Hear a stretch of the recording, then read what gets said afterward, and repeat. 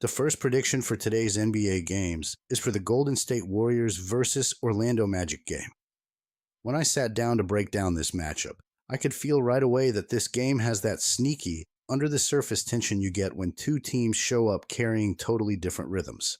Golden State is deep into this long road swing, and even though they've found pockets of momentum, I've watched enough basketball over the last 3 decades to know that these extended road stretches eventually drag on a team's legs, touch, and defensive sharpness.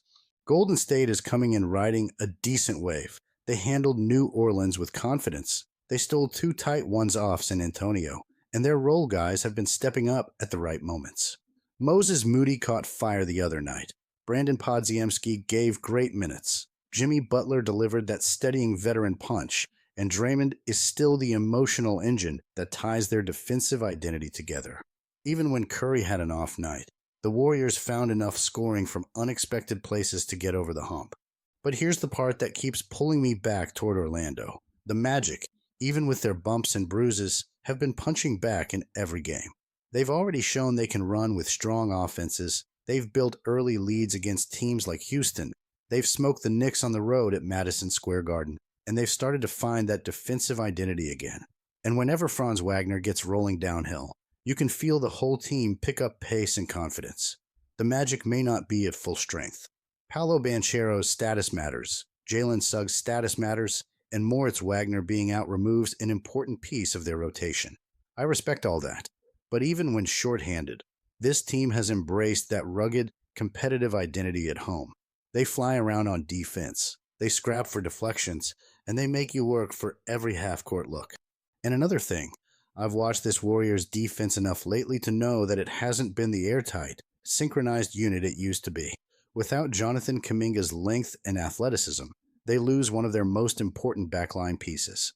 They allow a ton of points in the paint, and this Magic team lives off pressure touches inside and quick strike transition buckets.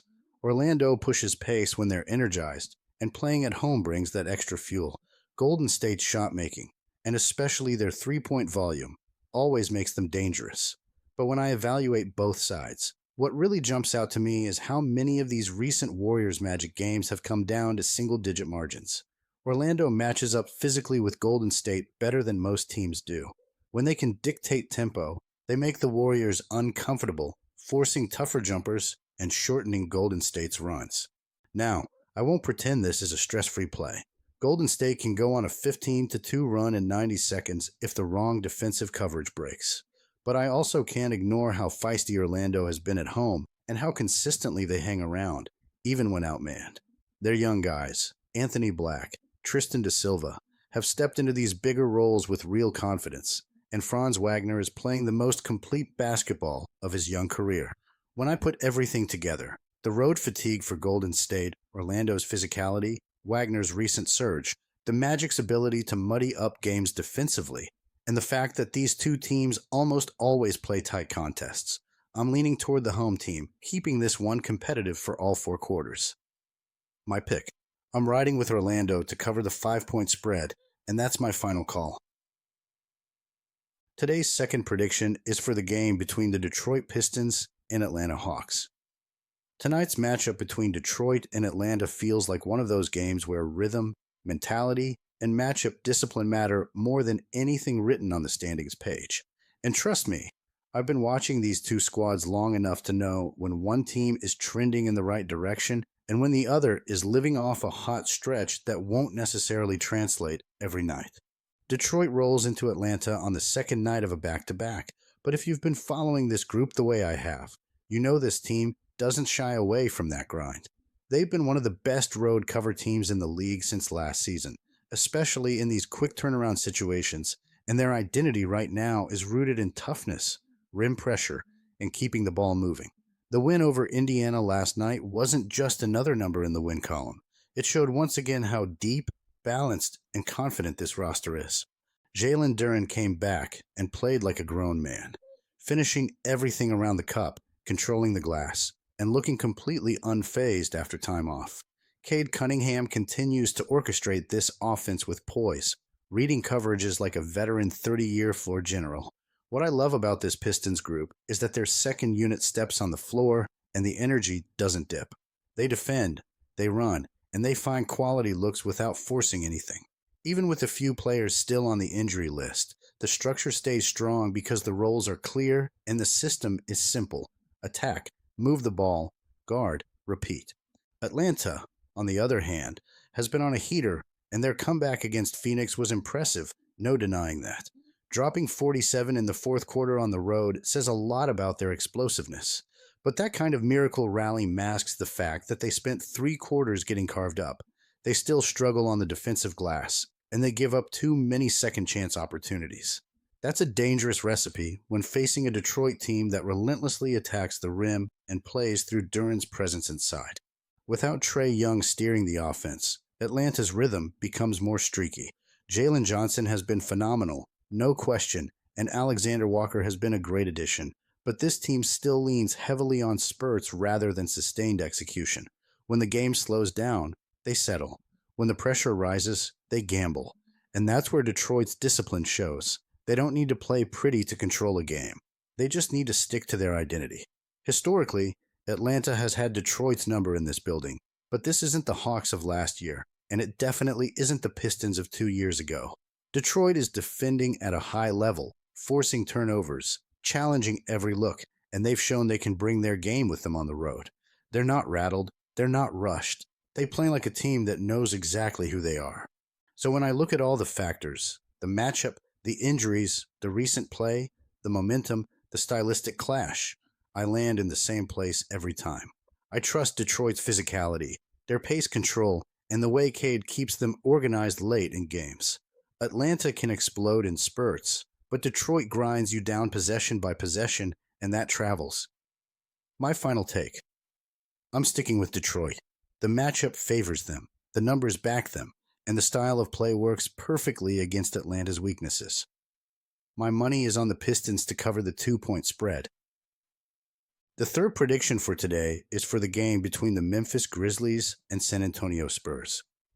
All right, let's dive into this matchup in San Antonio. The Grizzlies roll into Frostbank Center, trying to stop the bleeding, and the Spurs are sitting there looking like a team that finally knows who they are. On paper, it is just a regular season game in November, but for me, this one says a lot about where both franchises are heading right now. And I'll say it right away so there's no suspense at the end. I'm siding with the home team. I want the Spurs to win this game and to cover that 5-point spread. Let me start with Memphis. This team is in a rough spot. They've dropped 8 of their last 9. They're on a 4-game skid, and most of those defeats have not even been close. In Cleveland, they actually fought for 3 quarters, but when it mattered, they completely ran out of gas. They got outscored 32-16 in the fourth and walked out with a 108-100 loss. The box score tells the story. Around 36% from the field, 9 made threes on 32 attempts, and way too many empty possessions for a team that's already struggling with rhythm. Jaren Jackson Jr. is doing what he can, but he went 6 of 23 in that Cavs game. 26 points look nice, but the efficiency hurts. Behind him, you get flashes from Zach Edey, Santi Aldama, and Cedric Coward, but nothing that looks like a steady second option. Over the season, Memphis is sitting in the lower part of the league in scoring, around 112 points a night on about 43% from the floor and barely a third of their threes going in. That's not the profile of a team that comes into a strong defensive building and punches above its weight. The injury situation just makes it worse. Ja Morant is out with that calf problem, and that changes everything for them. Without him, the ball sticks more, the pace drops in the half court, and those easy transition buckets they used to live on are harder to find. Brandon Clark is out, Javon Small is out, Ty Jerome is out, Scottie Pippen Jr. is out. You're basically asking role players to play like stars every single night, and that's why they're getting exposed, especially on the road, where they've only managed 1 win so far. Now flip it to San Antonio. The Spurs come in at 9-4, and the record matches the eye test. This group is playing real basketball. They're putting up close to 119 points per game, hitting just under 50% of their shots from the field, and moving the ball with more than 27 assists a night. That's an offense that knows where it wants to go. The turnovers are there from time to time, but when they get into their sets, they're efficient. They play off each other, and they make defenses work. What really sells me on this version of the Spurs is the defense. They're holding opponents to roughly 112 points per game, top tier in the league, and keeping teams under 45% shooting from the field. That's not a fluke. They protect the paint, they finish possessions with strong rebounding, and they do not give you a lot of second chances. For a Memphis team that is already fighting for clean looks, this is a tough environment to try to fix anything. The last game against Sacramento was a good snapshot of where San Antonio is right now.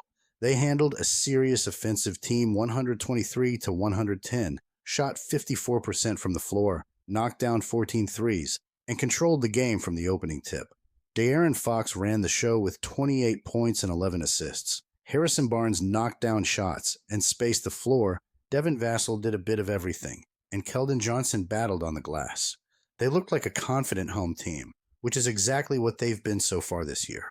Of course, we have to talk about the absences.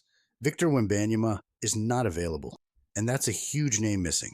But the Spurs already showed against the Kings that they can function without him. The ball moves more side to side. They lean on Fox as the engine, and the rest of the roster fills in the gaps. On the other side, Morant being out for Memphis is an even bigger blow because he is their bailout option when the offense breaks down. Without him, they do not have that late clock creator who can erase a bad possession. Head-to-head, there are a couple of interesting nuggets. Historically, in 62 meetings, San Antonio has taken 33 wins and Memphis 29, with an average total just under 209 points. The Grizzlies have actually taken the last 5 games in San Antonio, so there is a little mental hurdle for the Spurs to clear in this building.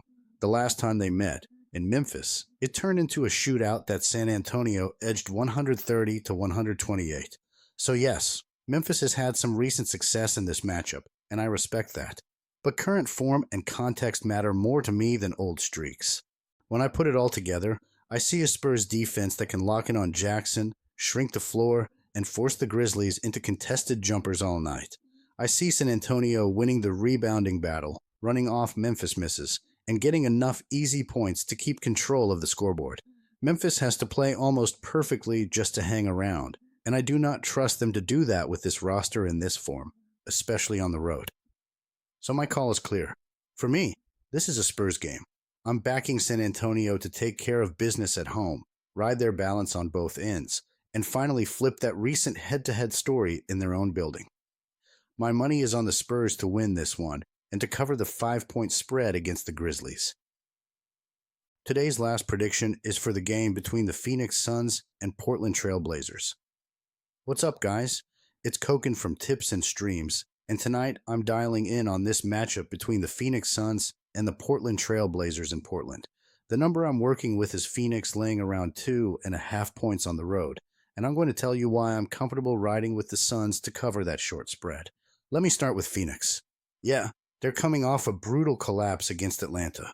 You build a 22-point lead at home, then give up 47 in the fourth quarter and lose 124 to 122. That leaves a bad taste in the mouth of any locker room. But when I look past the meltdown and dig into the box score, I see a team that is actually playing high-level offense right now. They shot almost 49% from the field in that game, hit 10 triples, and knocked down 18 of 19 from the line.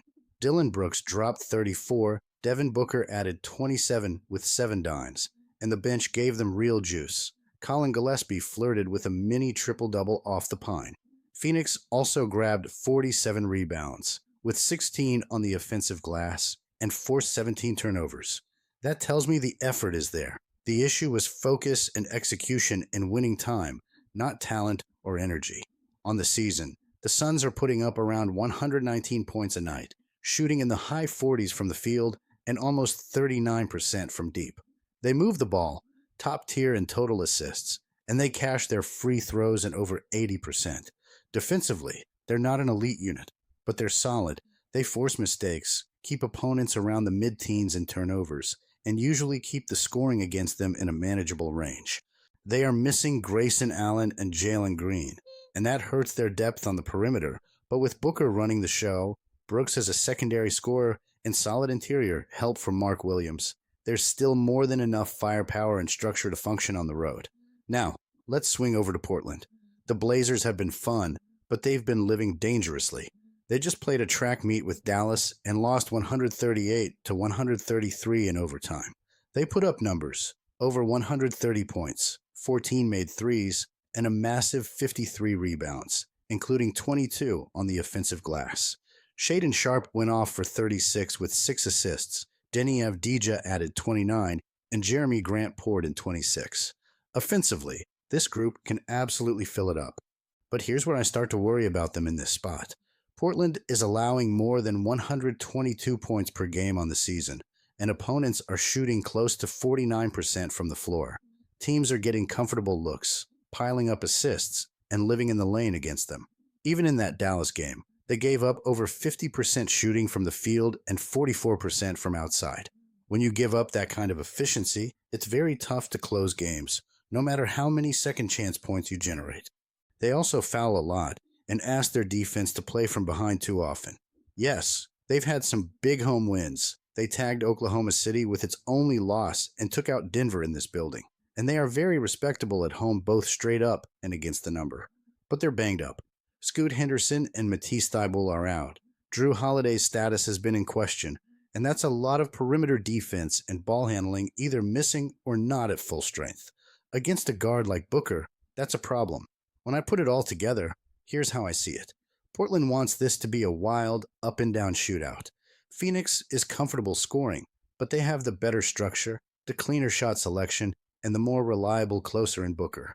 The Suns create turnovers, crash the offensive glass, and they've been playing good basketball overall, even with that ugly fourth quarter against Atlanta. For me, this sets up as a bounce-back spot for Phoenix. I think that collapse woke them up. I expect them to tighten up late-game defense, lean on Booker's playmaking, and punish Portland's shaky half-court defense, especially with the Blazers already leaking points to strong backcourts all season.